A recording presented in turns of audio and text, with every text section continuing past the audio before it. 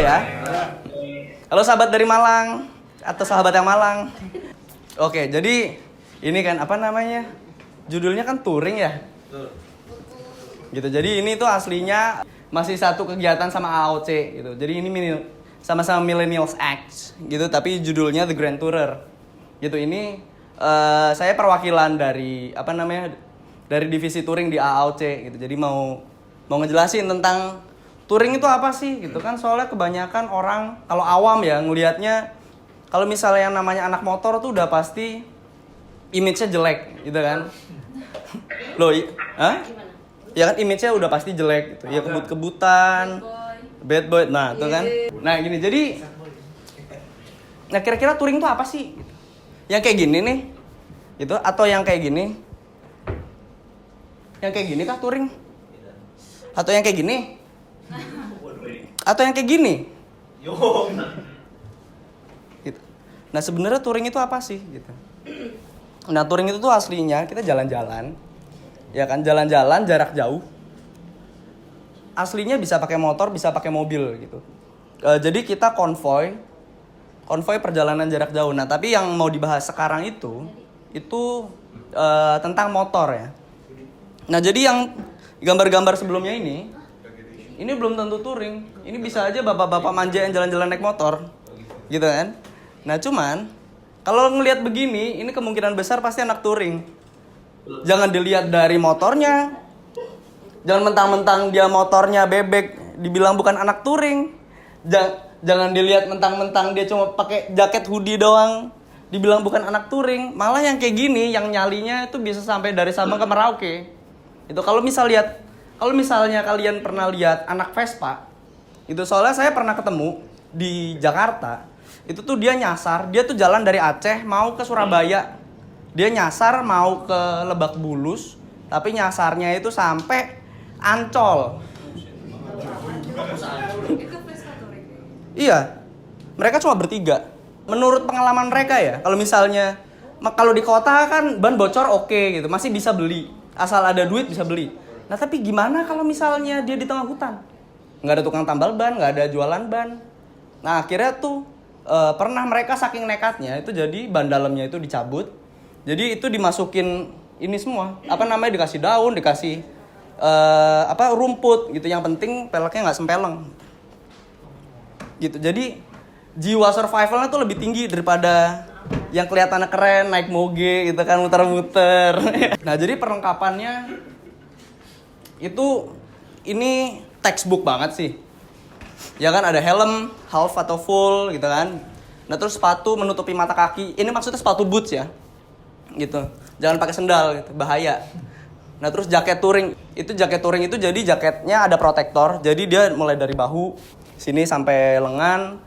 Terus ada juga di dada sini ada protektornya gitu. Kadang-kadang malah di belakang itu di bagian punggung sini itu dia punya kayak resleting gitu. Itu buat tambahan lagi pengaman kalau enggak dipakai buat botol minum aslinya. Kalau ngelihat di MotoGP gitu ada punduknya gitu kayak onta. Itu bukan cuma buat bergaya doang. Itu aslinya botol minum. Gitu. Gitu. Terus jas hujan bukan ponco ya. Maksudnya ponco itu yang apa namanya, yang satu setel gitu, yang apa? Yang dari atas sampai bawah satu, terus nanti kebuka depan belakang. Ya ini jas hujan yang two piece. Gunanya apa? Soalnya banyak kejadian orang yang pakai ponco itu ujung jas hujannya itu nyelip ke rantai ke gear, akhirnya orangnya jatuh. Gitu. Dan itu tuh potensinya, risknya, apalagi kalau buat perjalanan jarak jauh itu terlalu gede. Makanya yang paling disarankan itu adalah jas hujan two piece. Gitu. Nah terus ini balaklava atau kupluk atau buff gitu. Ada yang tahu balaklava? Gitu, jangan-jangan saya ngomong sendiri. Oke. Jadi balaklava itu topeng ski yang kelihatan cuma mata doang atau mata dengan mulut gitu. Itu gunanya buat protektor kedua setelah helm. Gitu. Soalnya kalau misalnya helm itu copot, nggak, ya udah wassalam. Gitu kan. Jadi itu yang paling penting. Nah terus ini arm dan knee protector ini opsional ya. Jadi kalau misalnya ada yang di jaket touring itu udah built in gitu. Ada juga yang dia terpisah gitu. Gambarnya kayak gini. Ini dia. Ini jadi jaket protektor. Ini jangan dilihat mereknya ya, karena ini merek mahal. Ya maksudnya ini ada protektornya itu. Ini belum tentu kulit, ini bisa juga bahannya tuh kayak nilon, tapi nilonnya kayak jaring ikan gitu. Jadi dia tetap ada busanya. Gitu. Jadi ini empuk gitu kan. Nah, terus ini tadi contoh nih protektor ya. Gitu. Ini jadi dia dari lutut, dari dengkul sampai tulang kering sini dia ngelindungin gitu. Nah, terus sarung tangan itu yang dianjurkan yang full. Kalau misalnya dalam kota, oke lah half. Gitu. Yang dimaksud full itu jarinya full. Ya soalnya kan ada sarung tangan yang cuma sampai knuckle-nya sini doang kan. Nah itu jarinya sama sekali nggak terlindungi gitu. Open langsung. Kalau misalnya kena aspal, wassalam. Gitu. Nah terus ini helmnya, ini contoh helm full face ya, semua orang tahu kan? Wajib ya, mau enak atau nggak enak, karena nomor 1 itu safety. Gitu. Safety can be fun. Nah ini dia, ini cara berkendaranya. Jadi di dalam touring itu kita kayak march gitu, kita baris. Yang paling depan itu namanya RC, Road Captain. Selalu di depan, dia yang jadi penunjuk jalan, dia yang harus tahu kapan nyalip, kapan enggak. Dan setiap kali dia mau nyalip orang, dia harus mikir di belakang itu rombongannya bisa ngikut atau enggak. Gitu, karena nggak boleh keputus. Kalau misalnya sekali keputus, nanti keselak terus, lama-lama orang hilang. Ya kan, apalagi kalau dalam kondisi kita nggak pakai intercom, kita cuma pakai isyarat doang. Gitu. Nanti setelah ini ada isyaratnya. Gitu. Nah terus sweeper jangan mencuri. Nah sweeper ini yang paling belakang, jadi dia itu tugasnya buat menutup barisan. Gitu. Sweeper ini butuh orang yang nyalinya paling tebel, yang nyawanya double. Gitu, karena dia harus nutup barisan, dia harus ngusir orang yang nyusup di dalam.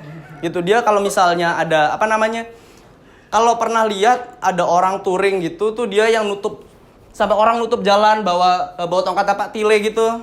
Nah itu biasanya itu sweeper. Ya. Iya, harus yang paling rese. Ya karena dia yang menjamin safety di dalam satu rombongan itu berdua sama road captain. Tadi dia di luar barisan itu ya biasanya? Enggak, biasa paling belakang. Ya, jadi ngerapetin barisan, dia yang ngasih tahu, ayo cepet, ayo rapetin barisan, kapan harus santai gitu. Yang kita sepakati bukan jaraknya, tapi yang kita sepakati itu kecepatannya. Gitu. Jadi kecepatan stabilnya itu, misalnya kita sepakat, oke 60 gitu, dan dari awal ya? harus dari awal. Gitu. Soalnya kalau misalnya paling depan itu 60, di belakang itu bisa 100. Gitu. Soalnya kan orang di belakang kan berusaha ngejar kan. Maka itu yang dianggap pemula, beginner itu harus ada di belakang. Di tengah. Kalau bisa pas di belakangnya road captain. Gitu. Jadi kalau misalnya dia terputus, itu RC bisa tahu kapan harus tarik ulurnya. Gitu. Kalau misalnya dia yang pemula itu ada di tengah, buat nutup barisannya susah. Gitu. Dan maksimal dalam satu rombongan ya, itu 10 motor. Kalau misalnya ada 10, misalnya 15, berarti itu harus dibagi jadi 7 sama 8. Harus dibagi jadi dua rombongan. Karena kita kan nggak tahu kondisi di jalan itu gimana. Ya kan? Kalau misalnya ada accident itu bagaimana kalau misalnya terlalu banyak. Ya kan kita nggak bisa RC nggak bisa ngontrol selalu ngelihat ke belakang gitu, nggak bisa kan. Tapi kalau misalnya 10 motor, itu captainnya paling nggak masih bisa lah, dianggap masih mampu gitu. Kalau misalnya dia paling belakang, nanti yang si beginner dan si sweeper dia akan ketinggalan terus.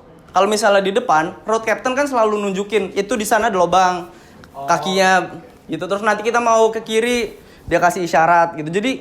Jadi dia langsung nerima isyarat persis dari RC gitu, dari road captain-nya. Gitu. Dan yang paling penting, jangan arogan gitu. Soalnya orang tuh ya namanya anak muda ya, itu seneng, wah nih lihat nih gue keren gitu, disalip semuanya, main mereng-mereng gitu kan. Nah itu yang aslinya itu nggak cuma di touring doang ya, soalnya naik gunung pun gitu dengan Bapak Errol itu juga sudah pernah dikatakan nggak usah sok ide gitu, kita ngikutin orang yang sudah berpengalaman aja gitu, kita cari aman gitu. Nah terus di jalan itu ini ada beberapa ini, kalau orang normalnya biasanya begini ya kan, di tempat pertama misalkan Ini satu baris. Oke. Jarak ke sini kan pasti orang jaga jarak, apalagi kalau dalam kecepatan tinggi, ya kan? Nah, tapi gimana caranya supaya mendekin barisan itu? Jadi kayak gini. Ini dan ini jaraknya sama, tapi di sela-selanya ada orang. Dengan cara dia harus kanan kiri. Jadi kalau misalnya yang depan itu ngerem mendadak, yang di belakang itu nggak kena impact-nya. Gitu. Jadi yang kena itu orang ketiga nanti. Gitu. Atau kalau misalnya mau jaga formasi begini dua, ini harus dalam keadaan pelan. Ya maksimal paling 40 km per jam gitu. Yang paling sering yang tengah. Karena ini yang paling pendek dan paling aman gitu. Jadi dan ini mereka harus ngikutin alurnya gini. Yang satu harus ngikut lurus yang ketiga. Yang tiga harus ngikutin yang satu, yang empat harus ngikutin yang dua. Gitu. Jadi harus selang-seling. Tapi dalam kota dan luar kota pasti beda-beda. Untuk formasinya. Oh, untuk formasi nggak tetap sama karena ini yang paling yang paling aman. Kalau dalam kota tujuannya mau nyelip-nyelip, itu biasanya nanti RC ngasih isyarat, oke, kita split di sini, nanti kita ketemu di titik yang mana gitu. Misalnya kita let's say daerah selatan deh. Kita belum ITC Permata Hijau. Ya kan, ITC Permata Hijau. Nah, kita dari sini kita bikin agreement dulu. Nanti setelah lampu merah setelah lampu merah pos pengumben, kita split. Habis itu nanti ngumpul di satu titik, baru kita jalan lagi. Gitu. Nah, terus ini ada tata cara klakson. Gitu. Kalau klakson panjang itu yang ini biasanya sweeper. Jadi dia ngasih tahu kalau misalnya ini habis keputus. Oke, terus rombongannya nyambung lagi. Sweeper paling belakang, klakson panjang ngasih tahu si road captain kalau ini rombongannya udah nyatu lagi, jadi bisa agak kenceng gitu. Nah, terus ini berulang itu kalau misalnya tiba-tiba dia lihat bensinnya udah kedip-kedip gitu, udah mau mati, dia langsung klakson berkali-kali aja. Ini boleh siapapun ya, ini emergency stop gitu. Kalau tiba-tiba kebelet kencing atau apa gitu, tiba-tiba ada trouble, itu langsung klakson berulang aja. Nah, terus sama klakson brotherhood. Ya kan, itu macam-macam. Jadi misalnya gini, biasanya kalau misalnya ya bilanglah anak Vespa cukup sekali doang sama tin, oi gitu, udah. Terus ada lagi kalau anak touring itu 2 kali, tin gitu. Kalau anak RX King nggak pakai klakson, mainnya geber, wet gitu. Itu beda-beda, setiap klub beda-beda.